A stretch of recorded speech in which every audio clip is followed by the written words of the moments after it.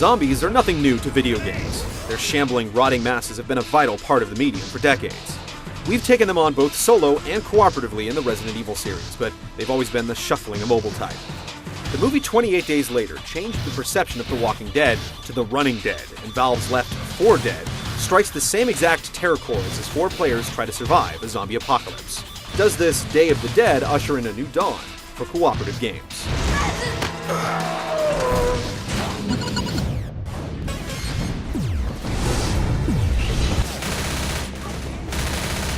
Oh, hell yes! Zombies have taken over, and as luck would have it, you're one of 4 survivors. You play as either Francis, the typical action game hero, Lewis, the out-of-work IT guy, Bill, the Vietnam vet, or Zoe, a college student obsessed with horror flicks.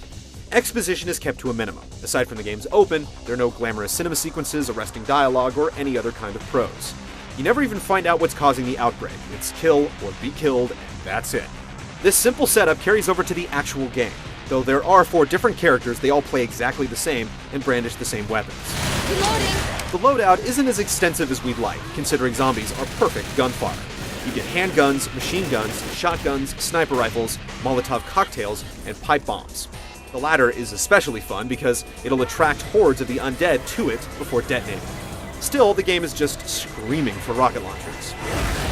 The weapons are pretty limited, and so is the content. There are just 4 different levels to play through, with each one having 5 different sections to conquer. Each section begins and ends in a safe house where you can replenish ammo and health in preparation for the next battle. Okay! The chopper's coming! Each level concludes with a desperate stand as you wait for transport. If you play by yourself, you'll get 5 or 6 hours of play.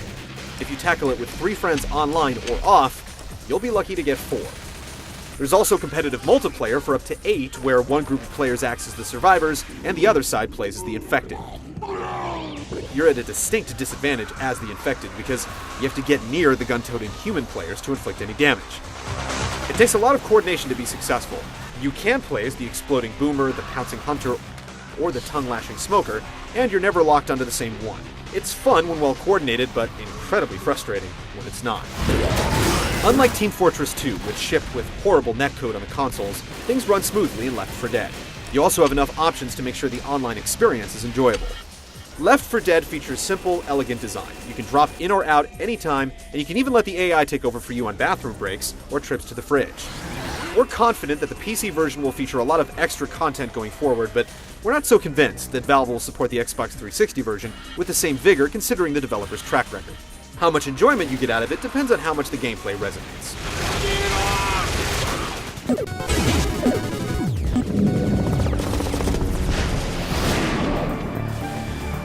As far as the shooting is concerned, Left 4 Dead is about as simple as it gets. You can crouch for increased accuracy or melee, but that's about as deep as it goes. There are no alternate firing methods, and with the exception of the sniper rifle, no ability to zoom in on targets or fire down an iron sight. It's all about the twitch, and when you have dozens of bloodthirsty undead running at you full bore, there's a lot of it to be done. Even the console controls are up to the task. Despite their limited numbers, the weapons are fun to use. There's something rewarding about dropping a Molotov in just the right spot and watching a dozen undead burn to a crisp. If you have the right weapon to keep your wits about you, few situations are impossible to overcome. The armaments do an excellent job of empowering. Managing health is an important component of the game. This is another way cooperation is key. First aid kit over here! There are 2 ways to replenish health: first aid kits and pain pills. First aid kits restore 80% of your character's health, but there are only so many. The same goes for pain pills, which give you a 50% health boost that dwindles over time. Once they're gone, that's it, so playing with the greedy can definitely present a challenge. And their locations change with each play. Ammo here! If your health does hit rock bottom, you're incapacitated, and you'll have to wait for teammates to revive you. This can only happen twice before you're dead for good, and with enemies like the smoker that can snare you with its tongue and hold you until you die, you're really reliant upon others for survival. If you've played online much, then you know that this can be both a good and bad thing. Teammates are also essential to survival because there are far too many enemies to kill. If you stray too far from the group, one rush of zombies is more than enough to take you down. If one of the boomers vomits on you, the undead are drawn to the scent, and you're quickly swarmed. The AI does a competent job of standing in for you or playing along if you don't have enough friends to join. They're a little happy with the first aid kits and tend to run into the line of fire, but you can't blame them for your failures. The enemies are even smarter, navigating the terrain like rabid cats, making things unpredictable. While the sheer amount of content is kind of lacking, the idea is that the AI director will scale the experience to make sure it's always different. What this really amounts to is more health and less enemies if you stink, and vice versa. We've had problems noticing these on-the-fly adjustments until we were playing on the higher difficulty settings. It can be subtle, but it does work. With few enemy types, no boss encounters, and no puzzles, Left 4 Dead is all about mowing down scores of zombies, reviving, healing, and moving on. It's a very simple shooter to play, but it's the way the enemies attack and navigate the environment that makes it so unique.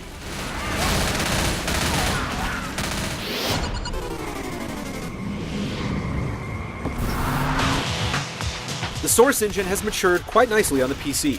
Despite its age, if you have a competently powered rig, the visuals are still in the same league as some of the platform's best. On the Xbox 360, it's a more pedestrian effort.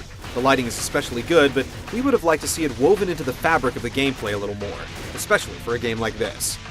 The incredible physics we're used to in games like Half-Life 2 are a wasted opportunity here, relegated to zombie death crumbles. Reloading! The audio is excellent, with zombies screaming like banshees, characters speaking up to alert you of weapons and health, Weapons over here. and ominous music hitting at all the right times. Left 4 Dead is a fun game while it lasts, but that's not long. There's not much nuance to the combat or weapons, but the realistic enemy behavior gives it a sense of unpredictability. The AI director is mostly successful at scaling the difficulty to the skill of the player. And this is one co-op game that actually forces you to cooperate.